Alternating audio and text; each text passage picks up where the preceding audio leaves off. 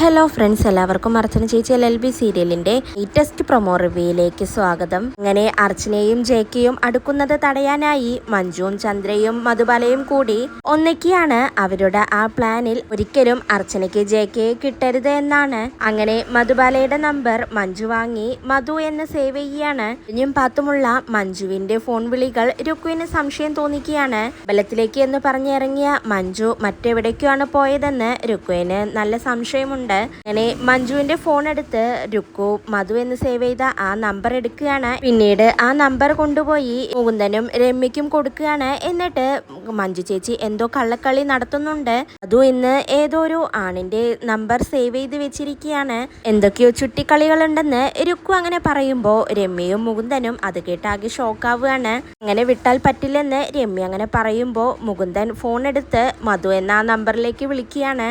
അതൊരു സ്ത്രീ ശബ്ദമാണെന്ന് കേട്ടതും മുകുന്ദന് അതിലെന്തൊരു കുഴപ്പമുണ്ടാവുമെന്ന് മനസ്സിലാവുകയാണ്. പിന്നീട് സംസാരിച്ചതിനു ശേഷം അത് മധുബാലയാണെന്നും ജേക്കയുടെ ഭാര്യയാണ് അതെന്നും മുകുന്ദൻ അങ്ങനെ മനസ്സിലാവുകയാണ്. അങ്ങനെ വേഗം തന്നെ മുകുന്ദൻ ഫോണ് കട്ട് ചെയ്യുകയാണ്. എന്നാൽ രുക്കു ആണെങ്കിൽ മഞ്ജുവും മധുബാലയും തമ്മിലുള്ള കണക്ഷൻ എന്താണെന്ന് കണ്ടുപിടിക്കാനായി നടക്കുകയാണ്. പിന്നീട് മധുബാല വഴി മഞ്ജു മനസ്സിലാക്കുന്നുണ്ട് രമ്യയും മുകുന്ദനെല്ലാം കൂടി തന്നെ സംശയിക്കുന്നുണ്ടെന്നും മധുബാലയെ വിളിച്ചിരുന്നുവെന്നെല്ലാം അറിഞ്ഞ് മഞ്ജു അങ്ങനെ അമ്പാട്ട് വീട്ടിൽ പൊട്ടിത്തെറിക്കുകയാണ്. മുകുന്ദനെയും രുക്കുവിനെയും രമ്യയെയും വിളിച്ചു നിർത്തി മഞ്ജു അങ്ങനെ ചോദ്യം ചെയ്യാണ്.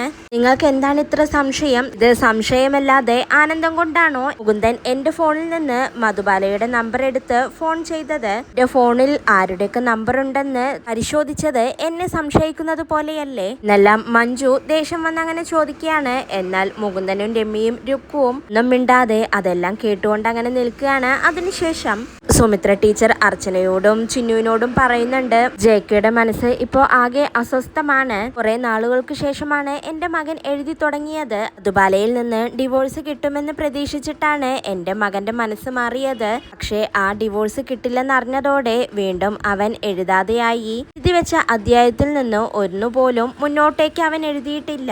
അവന്റെ മനസ്സിപ്പോൾ ആകെ അസ്വസ്ഥമാണ്. അവന് വീണ്ടും എഴുതാൻ കഴിഞ്ഞാൽ മതിയായിരുന്നു എന്നൊക്കെ സുമിത്ര ടീച്ചർ തന്റെ മനപ്രയാസം അങ്ങനെ അർച്ചനയോട് പറയുകയാണ്. ഇതെല്ലാം കേട്ട് ചിന്നു ജേക്കയുടെ ഫോണിലേക്ക് വിളിക്കുന്നുണ്ട്. എന്നിട്ട് പറയുന്നുണ്ട്, എന്നെ പോലെയുള്ള ഒരു സാധാരണക്കാരിയുടെ വാക്കുകൾ സാറിന് ഇൻസ്പിറേഷൻ ആവുന്നുണ്ടെങ്കിൽ അത് സാറിന് എന്നും നല്ലതായിരിക്കുമെന്നൊക്കെ ചിന്നു അങ്ങനെ പറയുകയാണ്. ഇതോടെയാണ് ഇന്നത്തെ പ്രമോ അവസാനിക്കുന്നത്. നാളെ പുതിയൊരു എപ്പിസോഡുമായി വീണ്ടും കാണാം. Bye, good night.